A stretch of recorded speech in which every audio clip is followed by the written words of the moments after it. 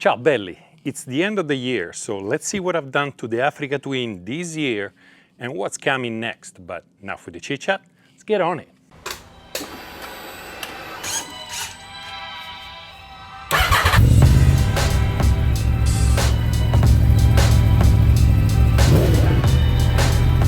As always, let's start up front, down here, and move all the way to the back. The first thing to note is the tires. I went from the OEM on the tires to the Shinko Adventure Trail E804 and E805. I wanted something a little more knobby so that I can do quite a bit of off-road, but at the same time that they work just fine on the road. And the Shinko, as cheap as they were a huge surprise. Love those tires. I might use them again. Maybe, because I'm curious and I want to see what else is out there. Next is the OEM tall windscreen from Honda. I wanted something that covers a little more because the one that came with the bike was quite short. As you guys can see, the OEM windscreen, it's quite short, which is great off-road, but on a long trip, oh, it gets tiring. The OEM Honda looks good, fits perfect, and actually cover enough for you to have a nice long trip without hating life, pretty much. The next add-on I've done to the bike is those handguard extension over here. Those are not the OEM because for whatever reason, for the 2021, Honda doesn't make the white ones. So I went online, went on Amazon, which, by the way, links in the description for everything I have on the bike. I just wanted something to protect my hands from the elements and from the odd chip or rock coming up. Those are not going to do any good when it comes to big branches or protecting the levers from a fall because they're the plastic one from Honda. So I figure why spend hundreds of dollars, maybe $100 for the OEM when I can get those for $25 and eventually I'm going to replace it with bark busters anyway. So next up are 3 accessories that I'm going to clamp together that I put on the bike because I need it for my long trip. I'm talking about the extra USB port that I install on this side, which has actually 2 receptacles and an on-off switch. I've heard of people that have problem with it. So far mine has worked just fine, so that is a plus. The next one is this GUB phone holder, which was a surprise. If you look underneath, I have an SP Connect, but this one is so convenient that I ended up putting it on the bike to review and never removing it. So any case, any phone, I just put it in there and it works great.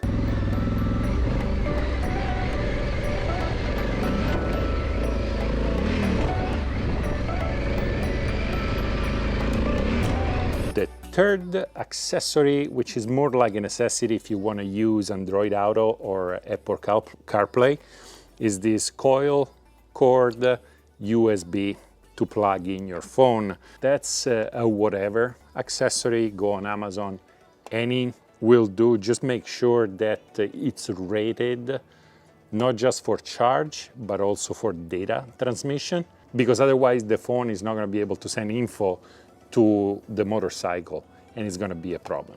Next up are the EIDES crash bar. This is the second set I use. I used a set on my F800 GS before the Africa Twin and I love them. They work great, they're super strong, fairly affordable, and they look the part.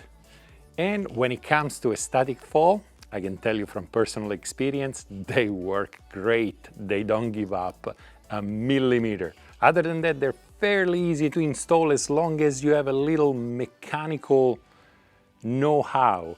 It's one solid piece, which is what drove me to them. It's not 2 pieces that the top doesn't align with the bottom or anything else. So I would recommend those to anybody that is looking for crash bars. Since we're down here, let's take a look at one more OEM accessory. And I'm talking about the quick shifter. If your bike is not a DCT and you don't have a quick shifter, you might want to think about getting one because it makes long trips so much more bearable. Just the fact that you don't have to clutch every time, it's priceless. Fairly easy to install. Obviously, there are tutorials for everything I have in this video on my channel, so if you need to install something, go check them out. I would say, other than the comfort and the convenience that the quick shifter adds to the motorcycle, it's also very exhilarating when you're opening up and banging through the gears.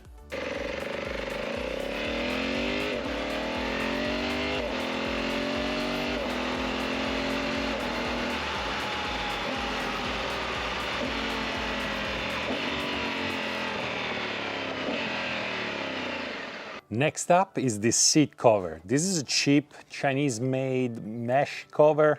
I've seen it from companies here in the US, but they don't have a model specific for the Africa Twin, so I had to find this. The reason I installed it is because I did the review on a Kawasaki Z900, and the owner of the bike had those installed, and it was summertime, and those made a huge difference. On top of that, they make the seat slightly more cushier, which is nice considering that the Africa Twin seat after many miles becomes like a bench. And they were super cheap. So I figure, why not? If I don't like it, I'll just throw them away. But instead, I'm pleasantly impressed with it. At last, we have the OEM panniers and this top box that I installed and kind of made myself. All needs to be attached to the motorcycle via the OEM Honda top rack over here. This setup is fairly expensive, but in my opinion worth it. When I made the trip up to Seattle, my biggest concern was to park the bike with soft bags that are not locked and come back to the bike and the bags are gone. The OEM polycarbonate bags are actually lockable. Once they're on the bike, they cannot be undone unless you have the key. And then when it comes to something light, something that I can keep on the bike 24/7, either on the road or off-road, I figured this Apache 3800 bag would do great. They're huge, you can store an incredible amount of stuff into those bags. They're kind of waterproof. There is a seal that goes all the way around, so that's a plus.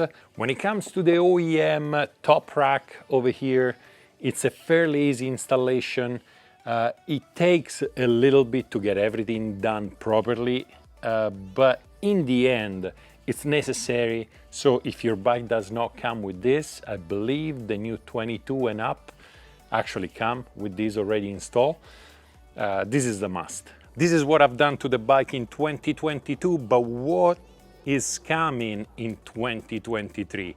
Well, I have a few things lined up that I want to do to the bike, starting from, as we talked about earlier, bark busters, handguards. Then I want a center stand because, well, it's kind of nice to have a center stand when you work on the bike. On top of that, since I have this cover on the seat, but I was thinking of getting the tappezzeria seat cover with memory foam in it. I think that is going to be quite nice. And to make everything more comfortable, some heated grips. I'm thinking about the OEM heated grips just to keep everything tucked in and made properly. And as always, any service that is coming due for the Africa Twin, I'll film it and post it. The first one coming up is the 8,000-mile service, which is coming up in less than 1,000 miles. So keep an eye out for that. Also, because my work schedule is changing and I can get a clump of days off altogether, this summer there is gonna be another trip. Most likely, I'm gonna go eastbound this time around.